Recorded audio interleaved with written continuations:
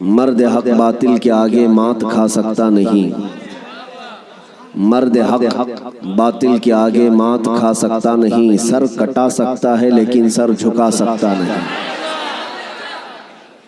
میرے عزیزوں، یہ روحانی اور بارونق منظر اور منبر نور پر جلوہ بار علماء میں اتنے جوشیلے علماء آپ کے پاس موجود ہیں۔ میری تقریر کی اب چندہ حاجت بھی نہیں ہے۔ نظامت اور شعر و شاعری کے جو شعلے ہیں میرے اندازے کے مطابق کافی دنوں تک آپ کو یہ گرم رکھیں گے۔ میرے عزیزوں، اللہ تعالیٰ تمہارا یہ جذبہ ہمیشہ سلامت رکھے۔ ہمارا ایک ہی مقصد ہے کہ اگر میرے مصطفیٰ کریم صلی اللہ علیہ وسلم کے نام پر ہمارا جوان بیدار ہو گیا تو اچھے اچھوں کی نیند ہم ہو ہی جائے گی۔ بس ہمیں جگانا ہی ہے۔ ہم نہ تلوار کی بات کرتے ہیں نہ بندوق کی بات کرتے ہیں۔ میری تقریریں اٹھا کر کے دیکھ لیں، جن لوگوں کو تکلیف ہے اور ہماری امیج ایک کٹرواد کی طرح پیش کرتے ہیں، ان سے میں کہتا ہوں کب میں نے بم بارود کی بات کی ہے، کب میں نے گولی بندوق کی اور تیز نیزے تلوار کی بات کی ہے؟ کبھی اپنے نوجوانوں کو یہ تمام چیزیں پکڑنے کی بات ہی نہیں کی۔ پھر بھی آپ کو خوف اتنا کیوں ہے؟ پھر بھی آپ کو ڈر اتنا کیوں ہے؟ ہاں، اتنی بات ہے کہ میں یہ ضرور کہتا ہوں کہ ہمارے نبی پاک صلی اللہ علیہ وسلم کے غلاموں کے ہاتھ میں کنکری بھی آ جائے تو بہت قیمتی ہوتی ہے۔ ہاں، ہم نہ تلوار کی بات کرتے ہیں نہ بندوق اور بم بارود کی بات کرتے ہیں، لیکن میرے عزیزوں، دل سے اور سینے سے نکلنے والی باتیں اس سے بھی زیادہ طاقتور ہوتی ہیں۔ یہ دنیا جانتی ہے، یہ دنیا جانتی ہے، اور اسی وجہ سے پورا کربلا کا واقعہ پیش آ گیا۔ آپ کبھی سوچ سکتے ہیں کہ ایک طرف نواسہ رسول امام علی مقام جو بغیر جنگ کے ارادے سے اپنے گھر سے نکلے ہیں، اپنا مختصر سا خاندان لے کر کے نکلے ہیں، لیکن جب وہ کوفہ آنے والے تھے، بیچ راستے میں آپ کو روکا گیا۔ آپ کے قافلے میں آنے والوں کی تعداد مختلف بتائی گئی ہے روایات میں۔ مسعودی کی روایت میں 135 لوگ تھے امام حسین کے ساتھ، اور دیگر روایات کے مطابق 82 لوگ تھے، 82 لوگ، عورتیں مرد سب ملا کر۔ شہید ہونے والوں کی تعداد 72 ہے، لیکن 72 ہو کہ 82 ہو کہ 135 ہو، ان کا راستہ روکنے کے لیے پہلے 1000 کا لشکر آیا، پھر اس کے بعد 4000 کا لشکر آیا، پھر اس کے بعد کل ملا کر 22000 کا لشکر آیا۔ یہ کون سا کمپیر کر کے تو دیکھیں، ایک آدمی کو روکنے کے لیے 2 ہوتے، 3 ہوتے، 4 ہوتے۔ 80 لوگوں کو روکنے کے لیے اگر 22000 لوگ لگتے ہیں تو عقل آج بھی تسلیم نہیں کر پاتی۔ نوجوانوں تصور کرو، کیا آپ کے زمانے میں بھی، ہم تو 1400 سال پہلے کی طاقت نہیں رکھتے، کمزور ہو گئے، آپ کے زمانے میں بھی آپ سے اگر کہا جائے کیا 80 لوگوں کو روکنے کے لیے کتنے لوگوں کی ضرورت پیش آئے گی؟ آپ کہیں گے زیادہ سے زیادہ 800 لوگ، اور بھی اگر آپ کے اندر شدت ہے تو بولیں گے 8000 لوگ، لیکن یہ 22000 کی تعداد سمجھ میں نہیں آتی۔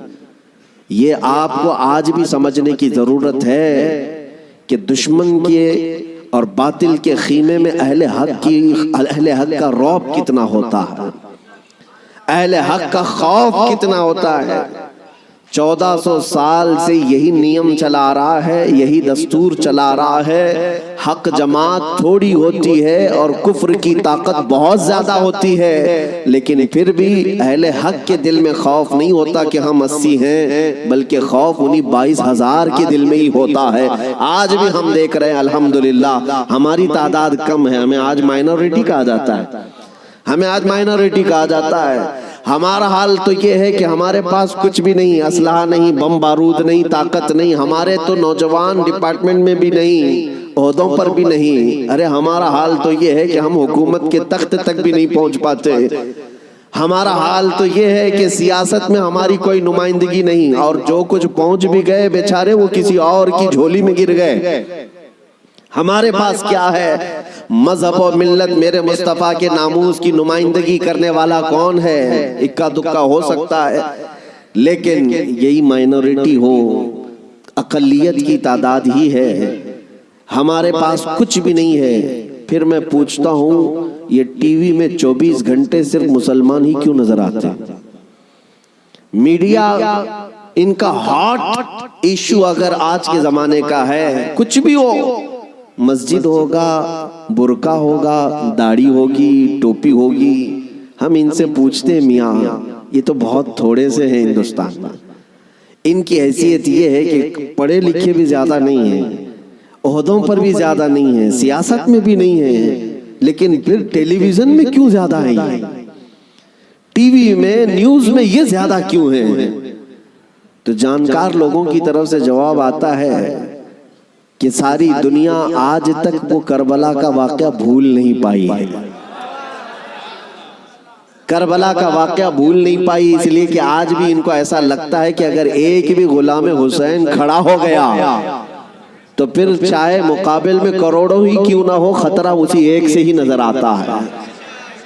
میرے عزیزو، ایک بات یاد رکھنا، ہم مومن ہیں اور ہمارے لیے موت کوئی حادثہ نہیں ہے۔ ہمارے لیے موت حادثہ نہیں، بلکہ امام حسین نے ہمیں یہ سبق دیا ہے، موت ہمارے لیے شہادت ہے۔ اگر حق کی راہ میں کٹ گئے، مر گئے، تو یہ ذلت نہیں، عیب نہیں، بلکہ رہتی دنیا تک مولا تمہارے نام کا یہ اعلان فرماتا ہے کہ اسے اب کوئی مردہ نہ کہے۔ جو اللہ کی راہ میں مر گیا اب اسے مردہ بھی کہنے کو منع کر دیا گیا۔ اس لیے یہ تصور ہمارے پاس ہے الحمدللہ۔ اور ایک بات اور بھی میں آپ کو بتا دوں، دنیا کو اگر آج کسی بات کا سب سے زیادہ خوف ہے تو کیا ہے؟ اقبال نے کہا تھا انگریز ہمیں ہزار توڑنے کی کوشش کرتے رہے، مارنے کی، کاٹنے کی، جلا وطن کرنے کی، حکومتیں چھیننے کی، لیکن اخیر میں تنگ آ کر کے کیا کہتے ہیں جانتے ہو؟ انگریزوں کی زبان سے نکلے ہوئے الفاظ کی ترجمانی اقبال کرتا ہے، یوں کہتا ہے شاعر مشرق، یہ فاقہ کش موت سے ڈرتا نہیں ذرا۔ مسلمانوں کے بارے میں انگریز یہ کہتے ہیں یہ فاقہ کش ہے۔ فاقہ کش کا مطلب ہے بھوکے رہتے ہیں، کھانے پینے کو ان کے پاس ہے نہیں، لیکن معاملہ یہ ہے یہ فاقہ کش موت سے ڈرتا نہیں ذرا۔ ہاں، موت سے ڈرتا نہیں ذرا، روح محمدی اس کے بدن سے نکال دو۔ وہ انگریز یہ کہتے ہیں کہ روح محمدی نکالو اس کے بدن سے، ان کے کپڑے چھین لو، ان کی جائیدادیں کرک کر لو، ان کے بچے مار دو، ان کی حکومتیں چھین لو، کچھ نہیں ہونا ہے ان کے ساتھ جب تک ان کے سینوں میں عشق محمدی ہے، یہ پھر جمع ہوتے رہے۔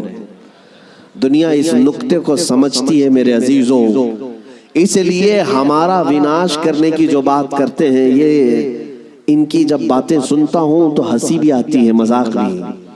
یہ اپنے گوفے میں بیٹھ کر کہتے ہیں کہ ہم 2 سال کے اندر پورے اسلام کا وناش کر دیں گے، ختم کر دیں گے۔ میں اکثر یہ کہا کرتا ہوں ان کو اپنے بدن کی کھجلی مٹانا نہیں آتا، اتنے دین اسلام اور اس کی حقانیت کو مٹانے کی بات کر جاتے ہیں۔ عزیزان گرامی، آپ تمامی حضرات کربلا ابھی سنے ہوئے ہوں گے، عشرہ مجالس میں آپ نے شرکت کی ہوگی، مولا حسین کی داستان کربلا سنی ہوگی۔ اس کے بعد اب جو آپ کو درس لے کر کے کھڑا ہونا ہے وہ کیا ہے؟ وہ فاضل بریلوی امام اہل سنت احمد رضا خان نور اللہ مرقدہ سے سنو۔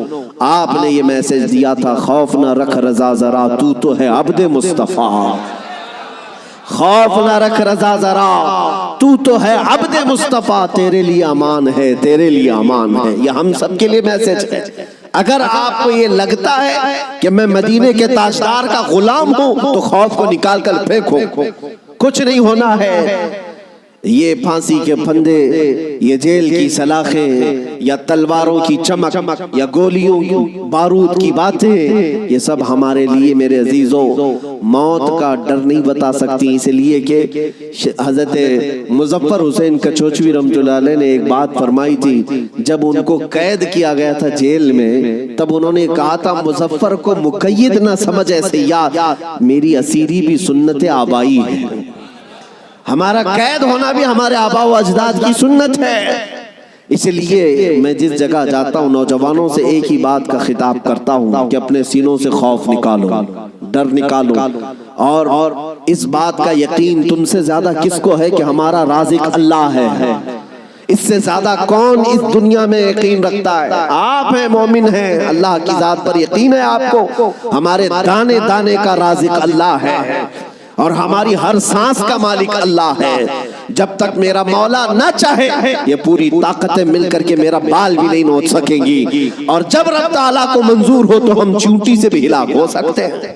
یہ قدرت کے فیصلے ہیں۔ میں آپ کو بتاتا ہوں، سیدنا غوث اعظم عبد القادر جیلانی رضی اللہ تعالیٰ عنہ منبر پر خطبہ دے رہے تھے، بڑا مجمع، 70,000 کا مجمع، منبر پر جب خطبہ دے رہے تھے، عین خطبے کے دوران چھت پر سے ایک نہایت ہی کالے قسم کا سانپ نمودار ہوا، جس کی ہیبت ایسی تھی کہ مجمع میں سے لوگ ادھر سے ادھر ہونے لگ گئے۔ اس سانپ کی دہشت سے لوگ گھبرا گئے، لیکن وہ سانپ چھت سے اوپر سے آتے آتے سیدھے سرکار غوث پاک کے کندھے پر آ گیا۔ غوث پاک کے کندھے پر آ گئے، نہایت ہی کالے قسم کا زہریلا سانپ، جس کو دیکھ کر مجمع منتشر ہو رہا۔ غوث پاک خطبے میں مصروف ہیں، اور اس کے بعد وہ سانپ آپ کے گردن سے آپ کے جبے میں داخل ہوا، آستین میں گیا، سینے پر آیا، دوسرے آستین میں گیا، گردن میں آیا۔ اس کے بعد تھوڑی دیر کے بعد وہ واپس ادھر ہی گیا۔ غوث پاک کے ایک جملے میں بھی لغزش نہیں ہے، خطبہ جس طرح چل رہا تھا اسی طرح چلتا رہا۔ اور اس کے بعد اس سانپ نے فصیح عربی میں آپ سے کلام کیا، کہا ہے عبد القادر، میں آزمائش کے لیے آیا تھا، اس سے پہلے میں نے کئی لوگوں کو آزمایا، ان کے یا تو زبان میں لکنت آ گئی، یا تو پیر ہل گئے، یا تو پھر اپنا بیان چھوڑ دیا، لیکن تمہارا حال تو یہ ہے کہ ایسا لگتا تھا کہ تمہارے جسم پر کوئی چیز آئی نہیں۔ غوث پاک رضی اللہ تعالیٰ عنہ مسکرائے، خطبہ جاری رکھا۔ لوگوں نے پوچھا غوث پاک سے کہ یہ کیا تھا، اتنا بھیانک سانپ آپ کے جسم پر آیا، آپ کے جسم پر کوئی جنبش بھی نہیں، لغزش بھی نہیں۔ سرکار غوث پاک رضی اللہ تعالیٰ عنہ مخاطب ہوتے ہوئے ارشاد فرماتے ہیں، میرا نام عبد القادر ہے، میں قادر کا بندہ ہوں۔ کس کا بندہ؟ قادر کا بندہ، قدرت پر یقین رکھتا ہوں۔ مجھے اس بات پر یقین تھا کہ اگر میری موت آنی ہے تو اس سانپ کے ذریعے سے آ جائے گی، میرے ہلنے سے بچنے سے میں بچ نہیں سکوں گا، اور اگر میری موت نہ آنا ہو تو اس طرح کے سینکڑوں سانپ بھی میرے جسم کا کچھ نہیں کر سکتے۔ موت و حیات کی قدرت صرف میرے رب ذوالجلال کے پاس ہے۔ میں اسی یقین کے ساتھ خطبے میں مصروف رہا، وہ تو امتحان تھا، ٹل گیا۔ عزیزان گرامی وقار، اس بات کا میں آج آپ کو اعلان کرنا چاہتا ہوں، اگر آپ قادری سلسلے سے بیعت ہیں تو غوث پاک کی اس استقامت پر قربان جاؤ۔ آج اس طرح کے زہریلے سانپ اگر تمہارے ارد گرد آ بھی جائیں، تمہیں اس بات کا یقین رکھنا ہے، موت و حیات کا مالک میرا پروردگار ہے، موت و حیات کی قدرت میرے رب ذوالجلال کے پاس ہے۔ اور یہ یقین میں آپ سے کہتا ہوں کہ غوث پاک کے مقام تک تو نہیں پہنچ سکتے، لیکن واقعہ عرض کرنے کا مقصد یہ ہے کہ ہم قادری غلام ہیں، قادری کتے ہیں، ان کی نسبت سے اگر ہمارے سینے میں تھوڑا بہت بھی اگر شجاعت کا جذبہ آ جائے تو میں سمجھتا ہوں کہ میرے عزیزو آج اس روئے زمین کا منظر ہی بدل جائے گا۔ لوگ دیکھ چکے تمہیں ڈرا کر کے، دھمکا کر کے، انہیں یہ اندازہ ہو گیا ہے کہ یہ تھوڑے پیسوں میں بک جاتے ہیں یا خوف سے تھر تھراتے ہیں، ڈر کر کے بھاگ جاتے ہیں، اس لیے دنیا تمہیں ڈراتی ہے، دھمکاتی ہے۔ لیکن جس دن تمہارے قدم ڈگمگانے سے رہ گئے، میں یقین کے ساتھ کہتا ہوں بجلیاں آئیں گی، طوفان آئیں گے، لیکن تمہارا کچھ نہیں ہو سکے گا۔ اللہ کریم تمہارے استقامت پر مدد نازل فرمائے گا، اس لیے کہ قرآن میں وہ کہتا ہے ان الذین قالوا ربنا اللہ ثم استقاموا تتنزل علیہم الملائکہ، بے شک جو لوگ اللہ کو یہ کہتے ہیں کہ ہمارا رب ہے اور پھر اس پر جمے رہتے ہیں، مولا فرماتا ہے ان کی حفاظت کے لیے مولا فرشتے نازل فرماتا۔